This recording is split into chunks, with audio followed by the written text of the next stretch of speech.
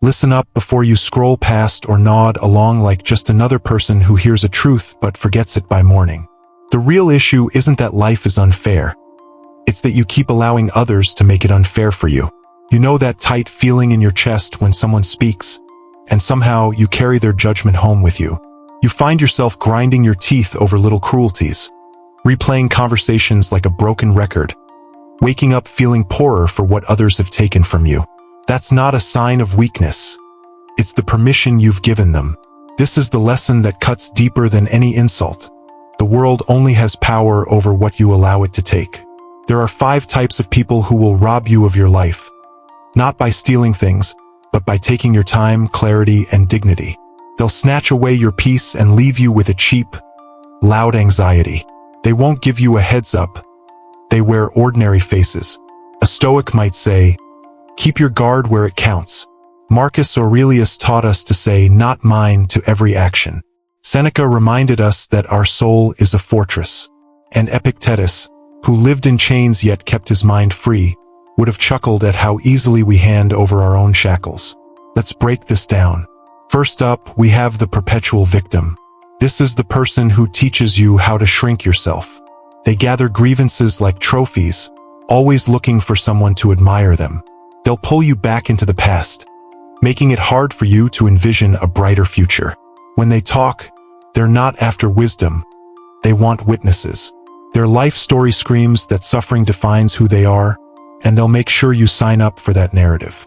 You stick around to comfort them, and before you know it, you're sinking with them in their sea of despair. A man who understands Stoic truth knows that suffering is just an event, not a badge of honor. Grief deserves its moment, but a life built on it is one that turns its back on new beginnings. Next, we have the constant flatterer. This person is like a shiny mirror, always reflecting back what you want to hear instead of what you truly need. Praise can feel intoxicating, swelling your chest and smoothing your voice, tricking you into believing that the surface is all there is. But surrounding yourself with flatterers is like being in a kennel full of soft men. You end up being a man who craves applause rather than taking action. Remember, Marcus, a soul that seeks applause trades steel for silk. It's far better to hear one honest criticism than 1,000 empty compliments. Seek out those who challenge you, not those who lull you into obscurity. Lastly, we have the energy vampire. They don't just suck the life out of you with jokes. They do it in subtle, calculated ways. They're like small storms that never seem to let up, making you forget your own emotional climate. They complain, they guilt trip, and they weave confusion around your beliefs like a net. They slowly drain your resolve, leaving you feeling deflated.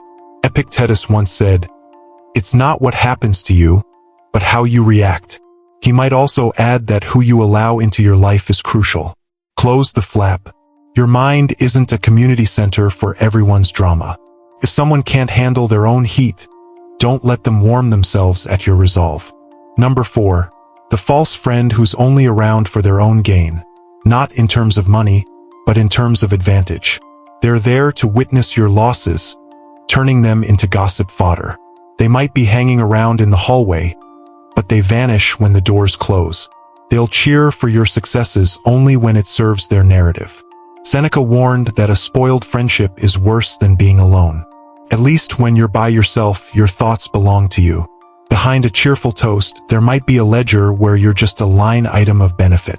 Pay attention to who stands up for you when you're not in the spotlight. The true measure of character is what happens in private, not what's performed under the glare of attention. Number 5. The zealot of certainty. This is the guy who has a one-size-fits-all answer for everything. He'll turn your doubts into his sermon, slap labels on your questions, and make you feel small for even asking. Certainty without humility is just arrogance in armor. It persuades by drowning out thought with noise. Marcus Aurelius would remind you that the universe is a process, not a final judgment. Cling too tightly to certainty, and you'll become rigid.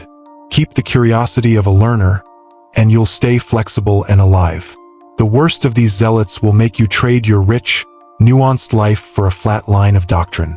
You might argue, but I can't just cut everyone out. Of course you can't. The goal isn't exile. It's about making choices. Stoicism doesn't ask you to be a hermit. It asks you to be a guardian. Watch the gate. Learn to say simple sentences that close the door. I won't join that. I won't get into a debate about that. It's just not my thing. These aren't harsh rejections. They're the gentle, unwavering strength of self-respect. There's a lesson that the weary warrior learns. Think before you act. When someone speaks, take a moment, like a man holding a spark, to see if it's a flame or just a flash. Ask yourself, does this person inspire courage in me or wear it down? Does conversing with them lead me toward growth and creativity, or just drag me back to old wounds? Stoics embrace this through discipline, posing a daily question and reflecting each night. In the quiet, think about the exchanges you had with your soul today. What did you give away? Was it your time, your attention, your anger, or your hope? Keep a private ledger that only you can see. Don't confuse compassion with putting up with toxicity. Seneca didn't call for cruelty. He sought clarity. Helping someone once is admirable, but helping them to the point where your own life crumbles isn't noble. It's neglect. A person who chooses not to help themselves by enabling another isn't unkind. They're strategic. They understand that limitless charity isn't true charity. It's self-sabotage.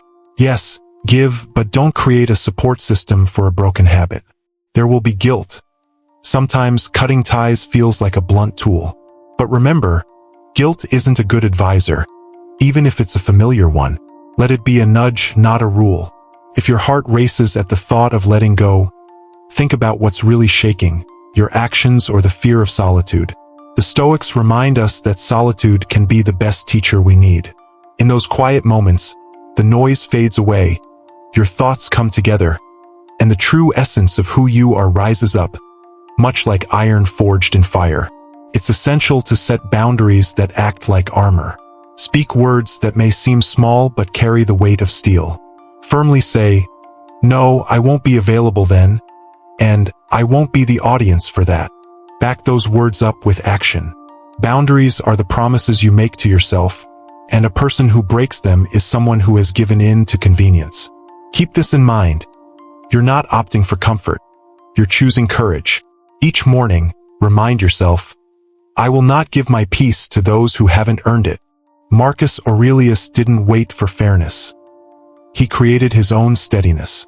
You might lose some people along the way, and that's okay. You may be labeled as cold by those who once thrived on your warmth. Let them think what they will. A life that truly belongs to you will inevitably ruffle the feathers of those who once had a claim to it.